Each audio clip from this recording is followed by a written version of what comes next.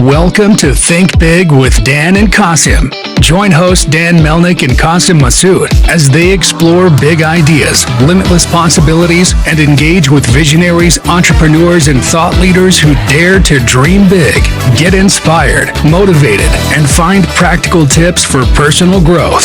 Think big, dream bigger, and ignite your potential. Welcome to Think Big with Dan and Qasim. If you want to go ahead and introduce yourself, tell us where you live and what you do.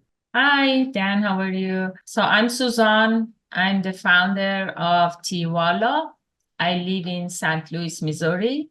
And then I'm curious, just tell our audience kind of what TeaVoila is and how you got the idea for it. I always had a passion about tea since I was a kid. I always, grew up in a culture with tea being always around. And so when I moved to US in 2000, so it was a different experience for me. I never had tea bags in my life. I always remember like my mom brewing tea at home or any gathering, always like a brewing tea. But I got very busy with life here. I didn't have time, having kids, being very busy. So I could not experience that. I was always missing that. And tea bags wasn't as fulfilling for me based on, what I had experienced before.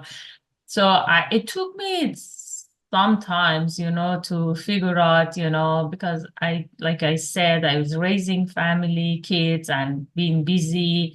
So I really didn't have time to focus, and do something that I always was passionate about. So it took me like in 2021, I, decided I'm going to do it anyway, but it took me like 2 years before working on the idea, how that's going to be, I tried to design it and then trying to find, manufacturers because here it would be so expensive. I couldn't do it, I started in US. And so anyway, I decided to pre-launch on Kickstarter. It's a crowdfunding space. I'm sure a lot of people know about it. So we launched it on Kickstarter. So I was reaching out to people, a lot of people, and organically reach through social medias and other, platforms. And so I found like people are very interested when I was trying to explain to them about the product. So after we funded, we started the manufacturing. Then I imported the product. So I manufactured in China. So I imported, then I fulfilled the orders. So then we moved to our website, selling on our website, going to pop-ups, going to a lot of trade shows, trying to create awareness because it's a new product and it's really not, by looking at it, it's a cup, even I don't know if you can see it. So even I show it to people and I said, oh, this is a tea built in a cup. And they said, oh, what? They still cannot figure it out. I explained to them, then I pour water and, I said, you need to really brew the tea in the cup. This is like a brewing cup. It's not like a tea bag. You just pour water, at once. So you put a little bit water, shake it, swirl it, and then top it with water. But that's all you need to do. It's like a homebrew tea on the go. So it has very convenient of the tea bag, but it's like a homebrew experience. So yeah, basically after that, we did some like a paid ads and, the agency I was working, they suggested, I think this product really works good, best for B2B, which I agree because it's really designed for on the go, So we pivoted to B2B. So we try to connect with with distribution, food service, hospitality. It's a totally different world. So it's not an easy path. Got it. So essentially, Just to be clear, right? So the tea is like part of the cup, right? You take the cup. Yeah. Ideally, you want to have the water already boiling hot, that you pour the boiling hot water into the cup, and then, you can shake it up or, just wait like a few minutes and then it'll become the tea. Exactly. Yeah, that's it. That's all you need to do. And you can fill it again 2 more times. So it's Okay. refillable. Oh, wow. They Oh, wow. really, Okay. So it has essentially three servings per cup. yeah, right. Okay. Exactly. Yeah. Awesome. No, that's a very fascinating product. And I don't think I've ever seen anything like that that's like on the market. So, in terms of, getting like the word out there, obviously that you mentioned you were trying some e-commerce, direct to consumer. Now you're focused on B2B. I mean, yeah, for sure. I think in terms of in the office, in a hotel, it's a great place. So talk us about that. Like, is it currently in offices and hotels, or like, what has that process been like for you to get it out to consumers in those corporate environments? Sure. Yeah. I mean, like I said, it's not easy. It's a lot of decision makers involved.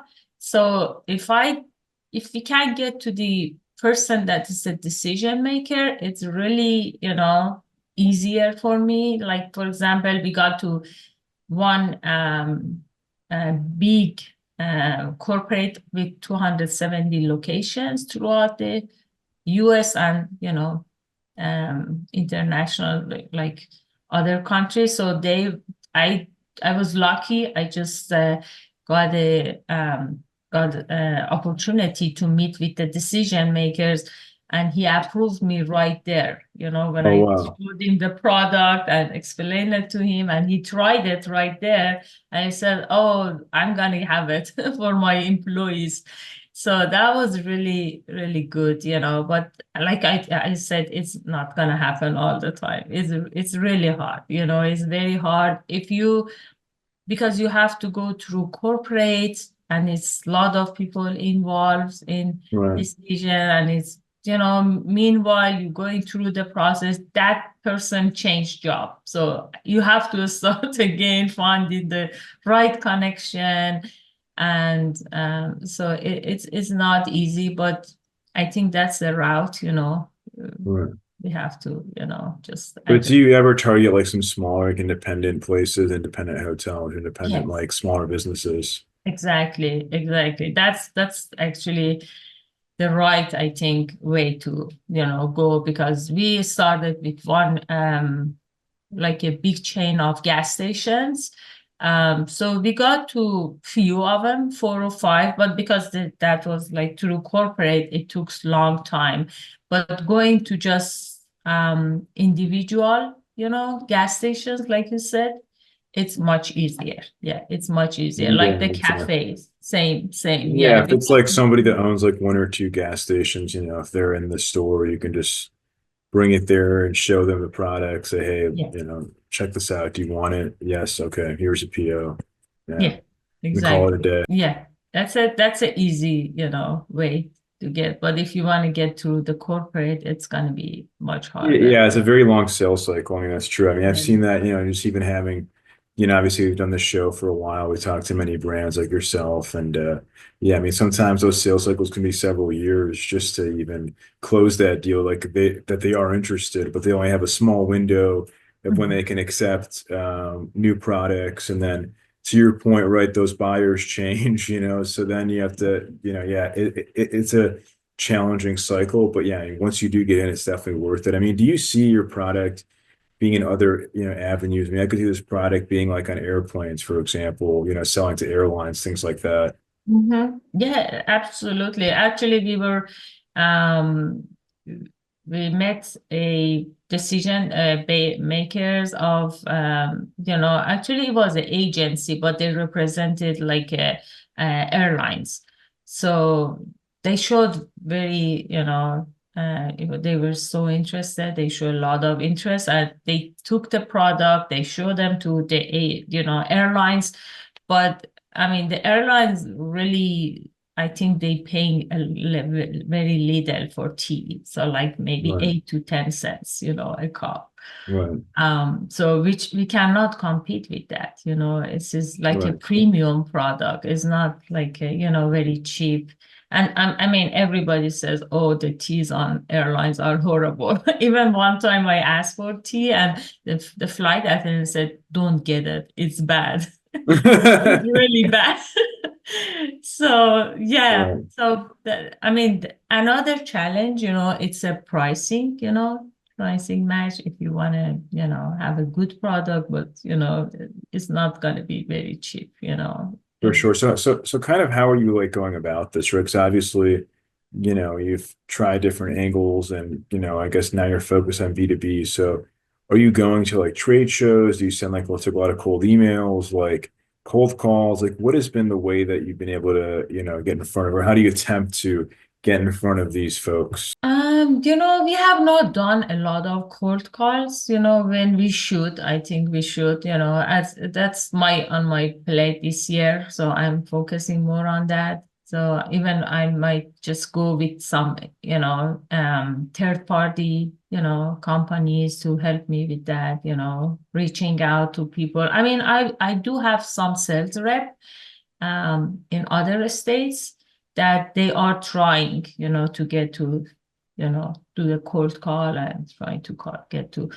But I think that maybe another thing that is important for my business, more for my niche, it's to get to right broker, because brokers are the ones that they have relationships with buyers and also with distributors. So that maybe bring bring it less challenging and more, faster, make it faster. But the problem is it's going to be a lot of middleman. So each person going to charge you, like it's going to be a markup, then another person, like the broker's charges, percentage, then the distributor charges, and then the store or whatever business, they gonna have a markup on it. So it's gonna be just increase the price. That's why we try to go direct, but it's not really working. It's in long run, you have to go through that channel. So I Right. wish it was a better system in place, but it's Right. not really. It's like a magic pill. Yeah, for sure. Yeah, it's always like lots of learning. So, obviously, like you mentioned, one of your goals for 2025, more cold calls. But I guess besides that, right, obviously that we're still in Q1, so we still, have a while to go, 10 and a half months till the end of this year. So what are some of the other like big objectives that you're focused on for 2025? I'm going to more work with like a third party, company or person, I'm going to hire more people, I think, to help me. I think that's, I need help, more help to have more people on board, and try different route and see which one works better.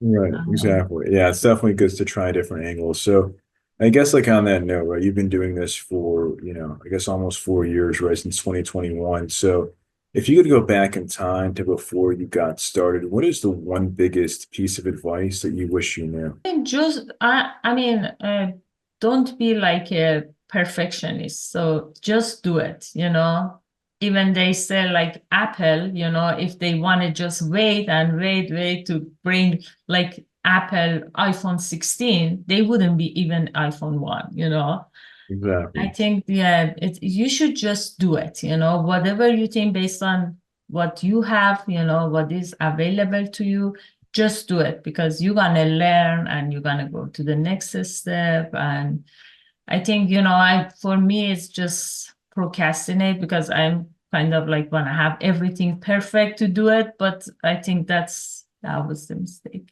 Exactly. Yeah, you just have to go and launch and get that feedback. And obviously that you do have a great product. It's like, let's get in front of as many people as possible. So if somebody watching this wanted to reach out to you, if they're a buyer or if they want to, just buy, from your website, what's the best way for somebody to get in contact? They can reach us at our website. It's teavoila.com, teavoila.com, or they can email us at support@teavoila.com, or through LinkedIn.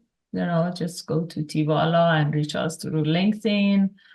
So Well, yeah, there's so many ways for folks to get in contact with you. So yeah, definitely reach out, TeaVoila.com if you're interested. Maybe if you're a buyer or if you would just like to go and buy, some tea coats for yourself. And Susan, thanks so much for your time today. Of Yeah, sure. Thank you. It was very nice talking to you. course.